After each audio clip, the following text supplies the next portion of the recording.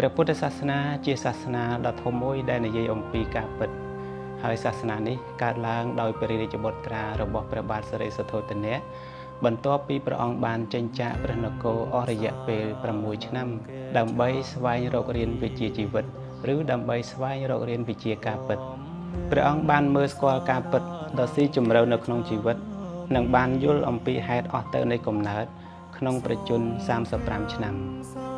បន្ទាប់ពីព្រះអង្គបានមើលស្គាល់ហេតុដែលនាំឲ្យកើតទុក្ខនិងដឹងពីកិច្ចដើម្បីរំលត់ហេតុដែលនាំឲ្យកើតទុក្ខដែលហៅថាត្រាស់ដឹងរួចហើយព្រះអង្គក៏បានបើកបង្ហាញនៅការពិតដ៏អាថ៌កំបាំងដែលមនុស្សបានមើលរំលងនោះដល់អ្នកមានឧបនិស្ស័យអាចស្ដាប់បានមើលស្គាល់ពលត្រូវដោយព្រះអង្គដែរពុកម៉ែបងប្អូនជាទីគោរពស្រឡាញ់តាមពិតការពិតនៃជីវិតនេះមិនជាពិបាកយល់ប្រមាណទេប៉ុន្តែដោយហេតុតែមនុស្សរស់នៅតាមទម្លាប់របស់ចិត្តម្ល៉េះហើយក៏ធ្វើឲ្យការពិតដែលនៅជាប់នឹងចិត្តគិតនឹងคล้ายទៅជារឿងអាថ៌កំបាំងคล้ายទៅជារឿងដែលលែងសាមញ្ញคล้ายទៅជារឿងដែលពិបាកស្ដាប់យល់ពិបាកមើលស្គាល់ដែលតម្រូវឲ្យមានសិល្បៈជាច្រើនក្នុងការចូលទៅមើលស្គាល់ការពិតនៅក្នុងខ្លួននេះព្រោះហេតុដូច្នោះហើយបានជាសាវកទាំងឡាយដែលបានពលត្រូវនៅអមតៈធម៌នោះដែរ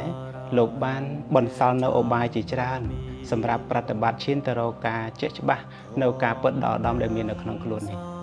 ប៉ុន្តែដោយមានការកែតម្រូវបន្ថែមអស់រយៈពេលច្រើនសតវត្សធ្វើឲ្យមេរៀនស្ដីអំពីការពិតនៃជីវិតនេះបានប្រែក្លាយខ្លះដែលជាហេតុធ្វើឲ្យអ្នកសិក្សាប្រាថ្នាការរួចរំដោះទាំងឡាយមិនងាយឈានដល់កម្រិតពលត្រូវនៅការពិតនោះបានទេគឺបានត្រឹមតែចំណេះដឹងអំពីការពិតប៉ុន្តែมันអាចពលត្រូវនៅការពិតនោះបានគឺអ្នកសិក្សាដែលប្រាថ្នាការរួចរំដោះលោករៀនចេះចាំនិងអនុវត្តតាមក្បួនខ្នាតដែលបានបន្សល់ទុកមកអស់ជាច្រើនឆ្នាំហើយប៉ុន្តែมันមានប្រសិទ្ធភាពអាចមើលស្គាល់អាចពលត្រូវនៅការពិតនេះបានសិក្សាយូរទៅកាន់តែចំណេះអំពីការពិតចម្រើនបានត្រឹមតែជំនឿជំនួសឲ្យជំនះតែប៉ុណ្ណោះតើព្រោះហេតុអ្វីមកពីសិក្សាមិនត្រូវមកពីប្រតិបត្តិមិនត្រូវមកពីមិនមានអ្នកចង្អុលបង្ហាញឬក៏មកពីមិនទាន់ដល់ពេល